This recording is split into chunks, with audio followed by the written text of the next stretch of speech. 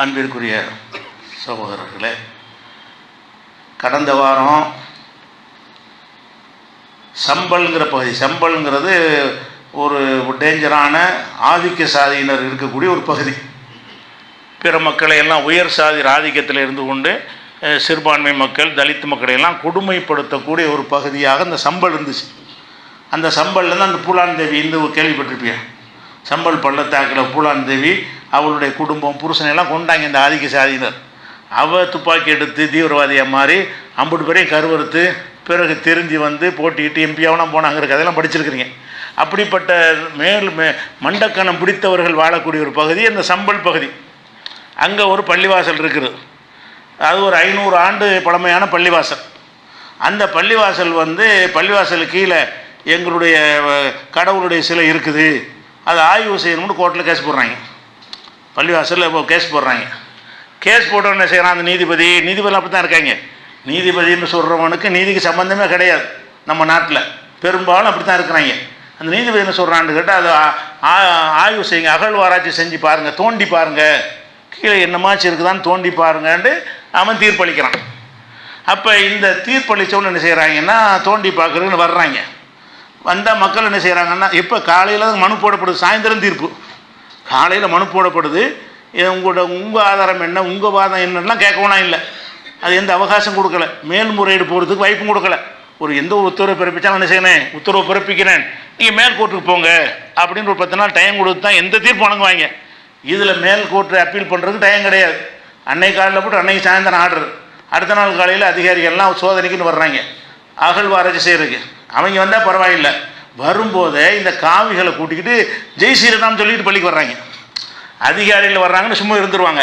பள்ளிவாசலுக்குள்ளே வரும்போது ஜெய் ஸ்ரீராம் சொல்லிக்கிட்டு வரும்போது மக்கள் என்ன செய்கிறாங்க, தடுக்கிறாங்க. தடுத்து கலவரமானவனை துப்பாக்கி சூடு நடத்தி 5 பேரை கொண்டு விட்டாங்க. இந்த துப்பாக்கி சூடில் 5 முஸ்லீம் சகோதரர்கள் கொல்லப்பட்டிருக்கிறாங்க. அந்த துப்பாக்கி சுடக்கூடிய காட்சிகள்லாம், வீடியோ காட்சிகள்லாம் நீங்கள் ஃபேஸ்புக்கில் யூடியூப்லாம் வந்திருக்கிற காட்சி பார்க்குறீங்க. அந்த துப்பாக்கி சுடுற காட்சி எல்லாமே இப்படி உயரத்தில் தான் சுடுறாங்க. இப்படி தான் சுடணும், சுடுறதா இருந்தால் சுட்டு தான் ஆகணுங்கிற நிலை வந்துச்சுன்னு சொன்னால் வானத்துணைக்கு முதல் சுடணும். 2 களையல்னு சொன்னால் சுடுவேன் மர எச்சரிக்கணும். அதுக்கும் இல்லைன்னா துப்பாக்கியுடைய அந்த குழல் தரையை நோக்கி தான் காட்டணும், காலில் தான் சுடணுமே தவிர இப்படி சுடக்கூடாது. அவன் இப்படி சுடுறான். அந்த படத்தை பார்த்தா தெரியும். அந்த துப்பாக்கி சுடுற காட்சியை கொல்லணும்னு சொல்கிறது. அதாவது இங்கே சுட்டா செத்துருவான்னு தெரிஞ்சுக்கிட்டே, இங்கே சுட்டா செத்துருவான்னு தெரிஞ்சுக்கிட்டே சாவடிக்கிறதுக்கே சுடுறான். அது மாதிரி சுட்டு 5 பேரை நெஞ்சுதான் காலி பண்ணிட்டாங்க. இப்போ போலீஸ் இந்த வீடியோலாம் வந்த பிறகு மாட்டிக்கிறவங்க நாங்கள் சுடலைன்னு மறுக்கிறாங்க. ஆனால் வீடியோ ஆதாரங்கள் மூலமாக நிரூபிக்கப்பட்டிருக்குது.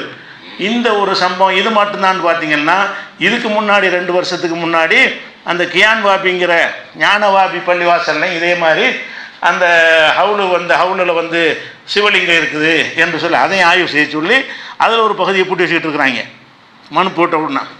அதே மாதிரி நேற்று நெஞ்சிருக்கிறாங்க, முந்தின நாள் போய் தாஜ்மஹால் எங்களுக்குள்ளே தான் சொல்லிட்டு அதுக்கு ஒரு கேச போட்டிருக்காங்க. இப்படி ஒன்று எங்களுடையது, எங்கள் கோயில்னு சொல்லிக்கொண்டு இந்த மாதிரி இப்போ தகராறை கிளப்பி ஒரு மக்கள் மத்தியில் அந்த வெறுப்பு விதைக்கிறதுக்காக வேண்டி ஒரு கூட்டம் வேலை செய்கிறது. அரசாங்கம் அதுக்கு துணையாக நிற்கிறது. ஆனால் இதில் என்ன விஷயம்னு கேட்டால், இந்த மாதிரி பாபர் மசூதி பிரச்சனை வந்த உடனேயே 1991ஆம் ஆண்டு பார்லிமெண்ட் ஒரு சட்டம் ஏற்றிருக்கிறாங்க.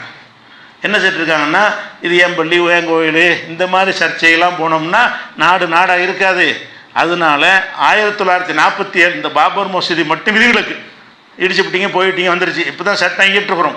இந்த சட்டம் இயற்றின பிறகு எந்த ஒரு பள்ளிவாசல் எந்த பள்ளிவாசலோ கோயிலோ சர்ச்சோ புத்த விகாரங்களோ குருத்துவாராக்களோ எதுவாக இருந்தாலும் சரி 47 யார் கையில் இருந்துச்சு அவங்களுக்கு உரியதான். சுதந்திரம் அடையும் போது கோயிலையே அபகரித்து நான் பள்ளிவாசல் ஆக்கியிருந்தாலும் 47 என்ன இருந்துச்சு, அது பேசக்கூடாது, வழக்கு கொண்டு வரக்கூடாது அப்படின்னு தெளிவான சட்டம் இருக்குது. சட்டத்தில் எப்படி இருக்குது, ஒரு இந்துக்களை நம்ம பள்ளிவாசலை அபகரித்து கோயிலாக மாற்றி வச்சுருக்கிறான்னு வைங்க, 47 நம்ம கிளைம் பண்ணக்கூடாது.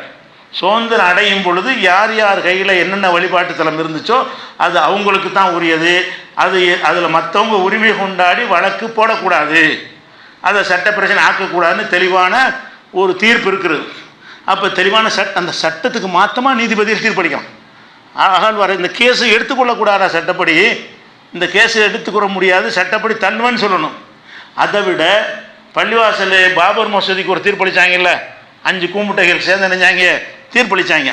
அந்த பள்ளிவாசல் வந்து பள்ளிவாசலை அது அவங்க நம்புகிறாங்க, அங்கே தான் ராமர் பிறந்தார், அதுவும் ராமர்கிட்ட கேட்ட தீர்ப்பளிச்சாங்கிறான். ஒரு நீதிபதி என்ன செய்கிறான், ராமர்கிட்ட கேட்டான், அவர் சொல்லிப்படி தான் தீர்ப்பளிச்சேன்லாம் சொல்கிறான்.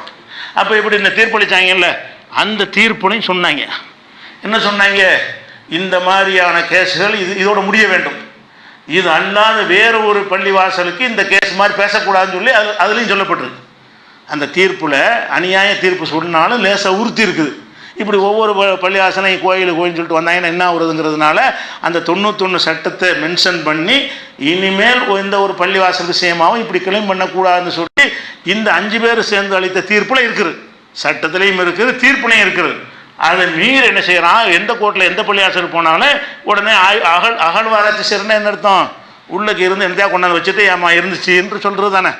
அவங்க 500 பேர் வருவாங்க, நீங்கள்லாம் இருக்க மாட்டீங்க, அவனே கொண்டாந்து வைப்பான், பாபர் மசூதியில் வச்ச மாதிரி அவனே எடுப்பான். ஆமாம், கீழே ஒரு தூணு கிடந்துச்சு, அந்த தூணில் பிள்ளையாரெலாம் இருந்துச்சுன்னு கேட்டான்னா முடிஞ்சு வச்சுக்காது. அப்போ இந்த மாதிரியாகத்தான் பாபர் மசூதி நடந்தது. அந்த வேலையை ஆரம்பிச்சிருக்கிறாங்க. அதை தட்டி கேட்ட மக்கள் தான் 5 பேர் கொல்லப்பட்டிருக்கிறாங்க. எந்த அளவுக்குன்னா, இன்றைக்கி வந்து நேற்று வந்து முஸ்லீம் எம்பிக்கள், முஸ்லீம் லீக் எம்பிக்கள், வேறு கட்சியில் உள்ள முஸ்லீம் எம்பிக்கள்லாம் அந்த இடத்துக்கு சம்பளுக்கு போகிறாங்க, உள்ளே விட மாட்டேங்கிறான். என்ன நடந்துச்சுன்னு ஆய்வு செய்வதற்காக போகிறாங்க. என்ன செய்யலை, 10 கிலோமீட்டருக்கு அப்பால் தள்ளிட்டான், வரக்கூடாது, இந்த இடத்துக்கு வரக்கூடாதுன்னு சொல்லி தடை போட்டாங்க. அப்போ இந்த அளவுக்கு ஒரு சட்டமீறல் போய்கிட்டே இருக்குதுன்னு சொன்னால் நம்ம விழிப்போடு இருக்கணும். இந்த அரசாங்கத்தை நம்பிலாம் வேலை இல்லை.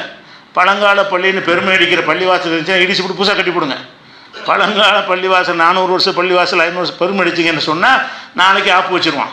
500 வருஷம் ஆச்சுன்னா என்ன செய்வான், இது வந்து பாபர் தான், அந்த பாபர் வந்து கட்டினார், அந்த இடத்துல ஒரு கோயில் தான் இருந்துச்சுமா. பழங்காலத்து பள்ளிவாசலை இடிச்சுட்டு புதுசாக கட்டி விடுவது தான் நமக்கு சேஃப்டியை தவிர அரசாங்கம் பாதுகாக்கும், போலீஸ் பாதுகாக்கும், நீதிமன்றம் பாதுகாக்கும், சட்டம் அதெல்லாம் கிடையவே கிடையாது. ஒன்றும் பாதுகாக்காது. எல்லாம் வந்து என்ன டோட்டலாகவே உலகத்தில் எங்கேயும் இல்லாத நாசக்கேடாக்கி போயிட்டு இருக்கிற நாடுங்கிறது விளங்கி கொள்ள வேண்டும். அது ஒரு தகவலுக்காக பதிவு செய்யணும். அஸ்ஸலாமு அலைக்கும்.